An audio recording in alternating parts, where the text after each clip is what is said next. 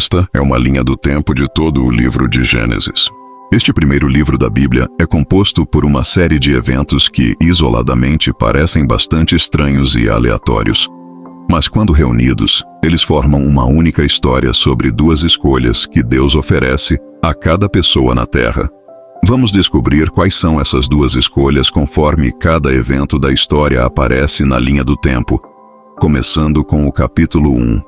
Gênesis começa com Deus criando 3 reinos diferentes em 3 dias: a luz, as águas e o céu, e a terra seca. Em seguida, ele preenche esses reinos, cada um com um governante diferente nos 3 dias seguintes. As estrelas para governar os céus, os peixes e as aves para governar as águas e o céu, e os animais para governar a terra. Mas então Deus criou uma criatura que governaria mais do que apenas um reino. Se você quer descobrir como essa promessa de governo se desenrola, de um jeito que poucos conhecem, se inscreva agora para não perder os próximos capítulos. A Bíblia diz que Deus fez o homem à sua imagem, mas isso não significa que Deus tem braços e pernas. Tem a ver com o propósito de Deus ao criar os humanos. Ele ordenou que o homem e a mulher se multiplicassem e governassem o mundo inteiro. Eles receberam a responsabilidade de representar e governar todas as criaturas dos 3 reinos em nome de Deus. Ser feito à imagem de Deus significa ser criado com o propósito de representar a imagem de Deus na Terra.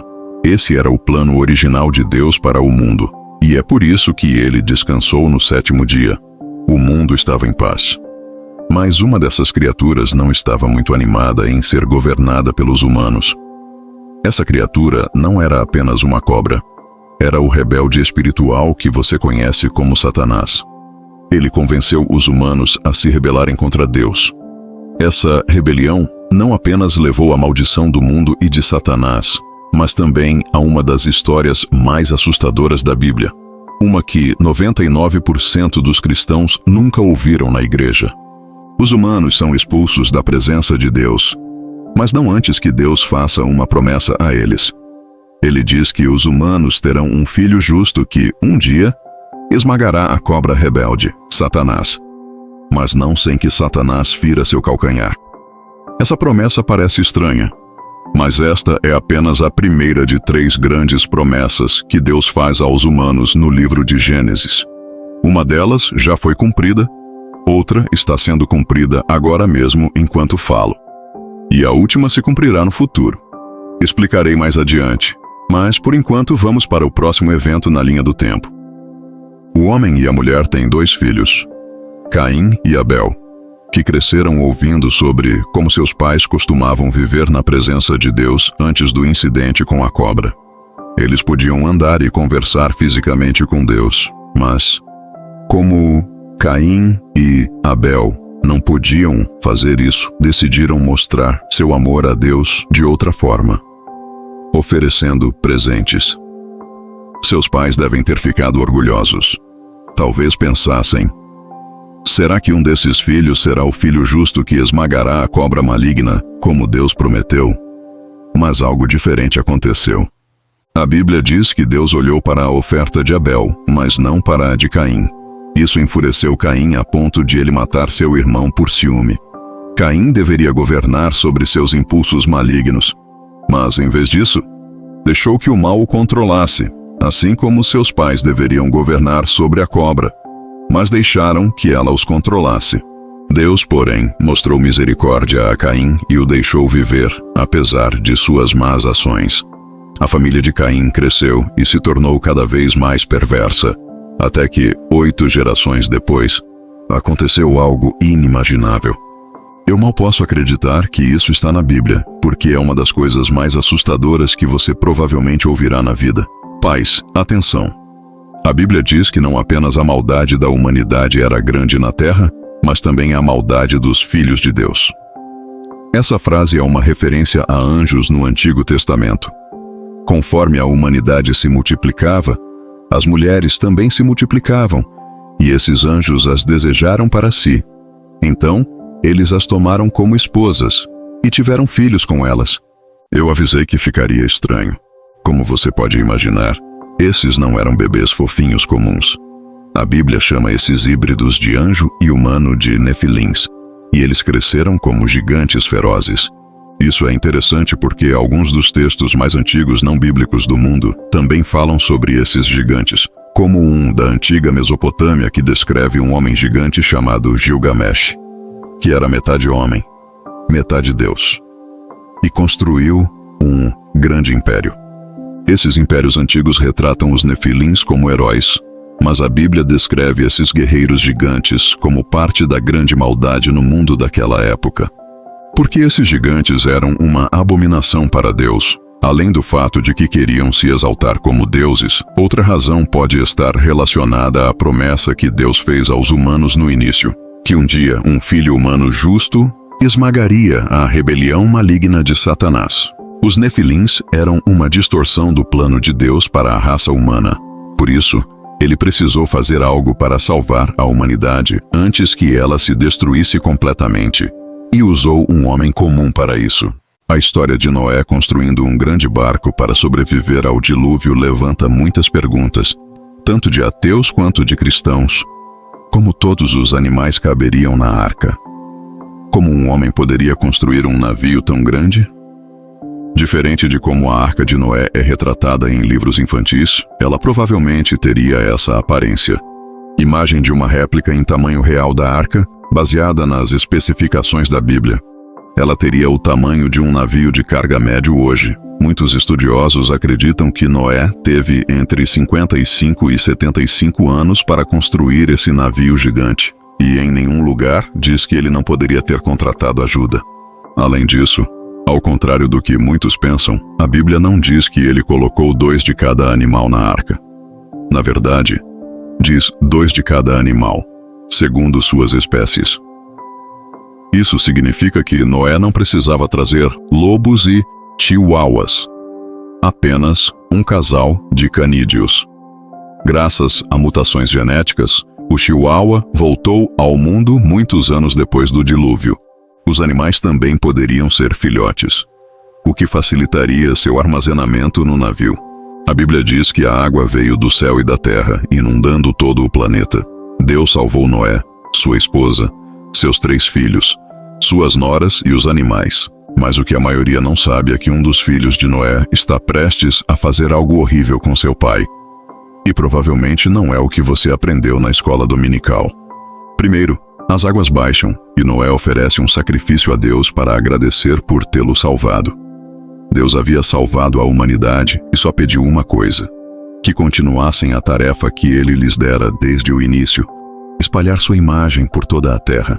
Os 3 filhos de Noé, Sem, Cã e Jafé, começaram a fazer isso. Na verdade, a Bíblia diz que todas as nações do mundo descendem deles. Por exemplo, um dos filhos de Cã se chama Mizraim, que significa Egito em hebraico. Mas, por algum motivo, um dos outros filhos de Cã, Canaã, é amaldiçoado por Deus. Sempre me perguntei por que especificamente esse filho foi amaldiçoado. A verdade é que essa maldição só faz sentido quando entendemos o que Cã fez a seu pai, Noé. E provavelmente não é o que você pensa. Algum tempo depois do dilúvio, Noé bebeu demais e ficou nu, desmaiado. A Bíblia diz que o filho de Cã foi amaldiçoado porque Cã viu a nudez de seu pai. Muitos interpretam isso como se Cã tivesse entrado no lugar errado na hora errada, mas não é exatamente por isso que seu filho foi amaldiçoado.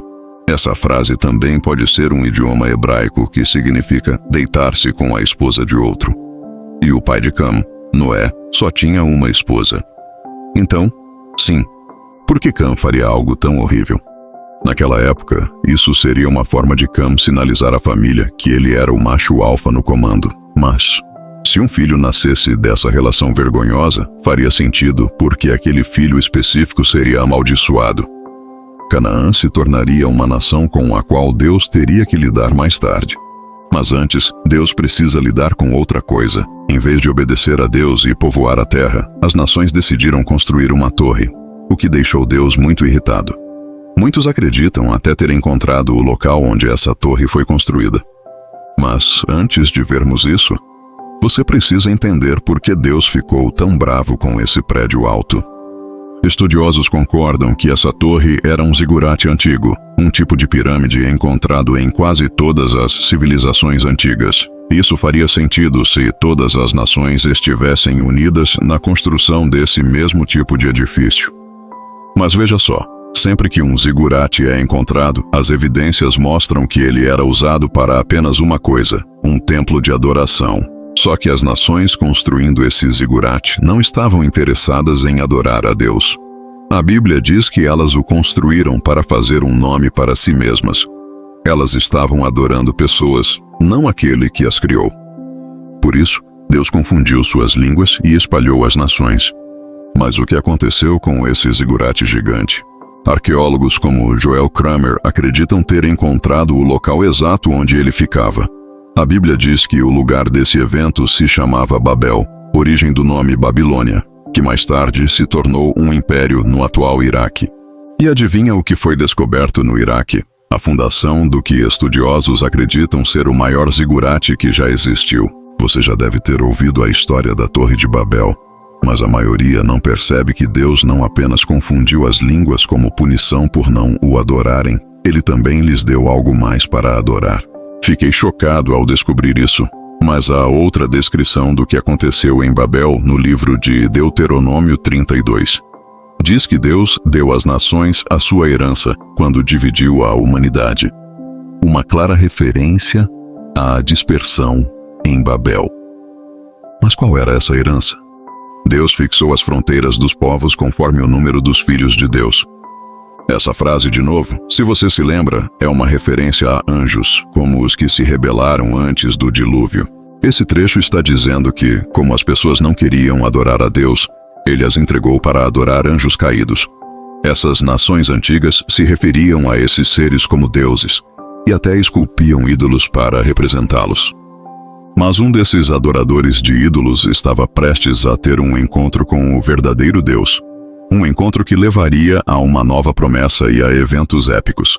Seu nome era Abraão, um descendente de Sem, filho de Noé. O livro de Josué nos diz que Abraão veio de uma família de adoradores de ídolos. Observação. Fiz um vídeo inteiro sobre Abraão, então vou passar por esses eventos rapidamente. Primeiro, Deus chama Abraão para deixar sua terra e se tornar uma bênção para as nações. Mas então ele mente ao rei do Egito e traz uma maldição sobre a terra. Depois, ele tem fé na promessa de Deus de dar-lhe um filho e é abençoado. Mas então ele tenta forçar a promessa dormindo com sua serva, Agar. Em seguida, Abraão pede a Deus para não destruir a cidade onde seu sobrinho Ló está. O que parece bondoso, exceto pelo fato de que o povo dessa cidade, descendentes de Canaã, fazia coisas horríveis. Então, Deus os destruiu com fogo. Depois, Abraão e sua esposa têm seu filho prometido, Isaque, a quem Abraão confia a Deus quando é testado. No fim, Abraão morre. Esses são apenas alguns eventos da vida de Abraão, mas você consegue ver os dois lados dela? Por um lado, Abraão tem muita fé e é abençoado. Por outro, ele falha em crer às vezes, resultando em morte. Começa a perceber as duas escolhas que essa história de Gênesis apresenta. O filho de Abraão, Isaque, tem dois filhos, Esaú e Jacó. Mas, em vez de abençoar o filho mais velho, Esaú, como era o costume, Deus abençoa o mais novo, Jacó. Deus está dizendo que dos descendentes de Jacó virá o libertador que esmagará Satanás. Mas não só isso. Jacó também receberá a promessa feita a seu avô Abraão, que todas as nações serão abençoadas por meio dele. As mesmas nações que haviam rejeitado Deus para adorar falsos deuses. Deus estava prometendo a Jacó que ele reverteria a maldição colocada sobre as nações em Babel. Essa é a segunda grande promessa de Gênesis. Mal posso esperar para contar como ela está sendo cumprida hoje, literalmente enquanto falamos. Vamos passar rapidamente pela vida de Jacó. Depois que Deus promete abençoá-lo, em vez de confiar nele, Jacó engana seu pai, Isaque, para receber a bênção. Isso faz seu irmão, Esaú, querer matá-lo. Então Jacó foge para a casa de seu tio, Labão. Mas, antes de chegar, ele tem um sonho estranho. Uma escada que ia da terra até o céu. parecida com a escada do zigurate de Babel. Jacó viu anjos subindo e descendo, e, no topo, Deus em pé. Deus promete a Jacó que a terra onde ele estava e além seria dele. Então, Jacó acorda. O que isso significa?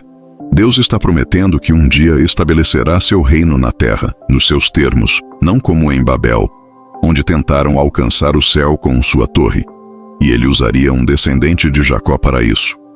Essa é a terceira grande promessa de Gênesis. E você pode se surpreender com como ela será cumprida, junto com as outras. Jacó chega à casa de Labão, onde conhece o amor de sua vida, Raquel.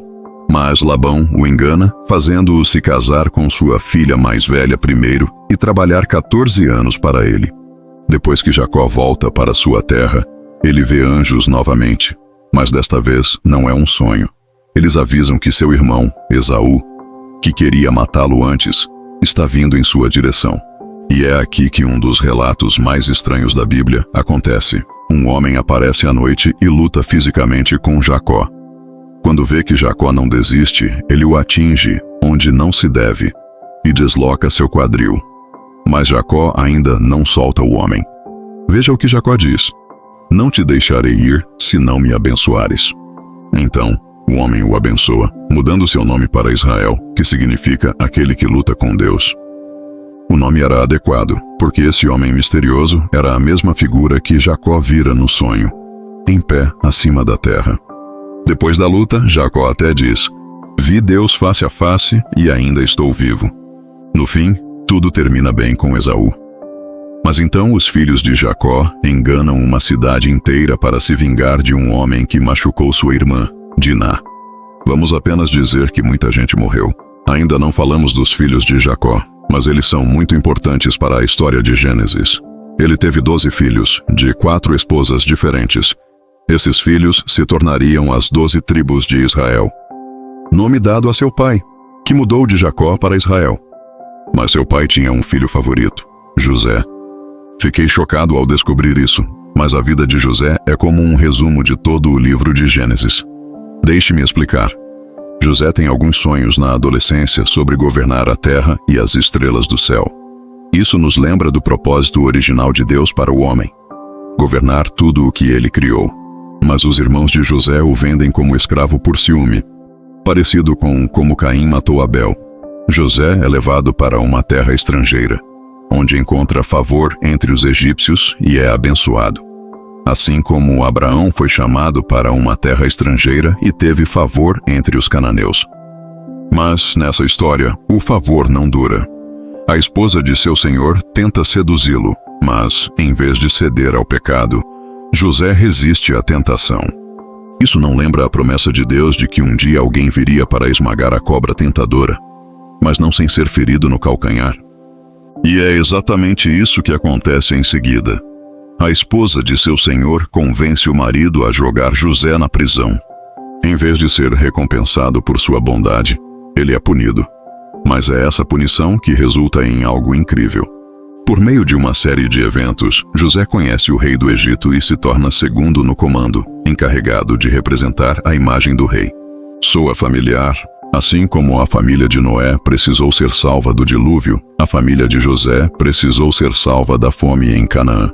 E assim como Noé foi usado por Deus para salvar a humanidade, José foi usado para salvar a família de Israel. Mas então seu pai, Jacó, o pai da nação de Israel, morre depois de abençoar seus 12 filhos, assim como Noé abençoou seus 3 filhos antes de morrer. E então acontece algo muito legal que a maioria perde. Todo o livro de Gênesis é resumido em uma única frase. Depois que Jacó morre, seus filhos ficam com medo de que José os mate por tê-lo vendido como escravo. Mas então José diz algo chocante: vocês planejaram o mal contra mim, mas Deus o tornou em bem. Gênesis é uma história sobre Deus trazendo o bem de um mundo onde os humanos continuamente escolhem o mal. É sobre ele trazendo vida da morte. José morre, mas sua morte nos lembra de que a maldição ainda não foi quebrada. Mas alguém virá dos descendentes de Jacó. Alguém que vencerá a morte e oferecerá vida eterna a todos que a receberem. Ele faz isso cumprindo todas as 3 promessas de Gênesis. Primeiro, Jesus Cristo destrói o poder de Satanás, mas é ferido no processo por meio de sua morte na cruz. Segundo, por meio de Cristo, a maldição de Babel é revertida. Todas as nações agora têm a oportunidade de conhecer Deus e se tornar uma família.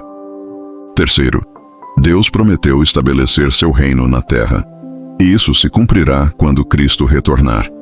O incrível é que Deus nos mostrou exatamente como Ele fará isso no último livro da Bíblia. Se você quer ver como a história da Bíblia termina, fiz um vídeo completo sobre a linha do tempo do Apocalipse. Você pode assistir aqui.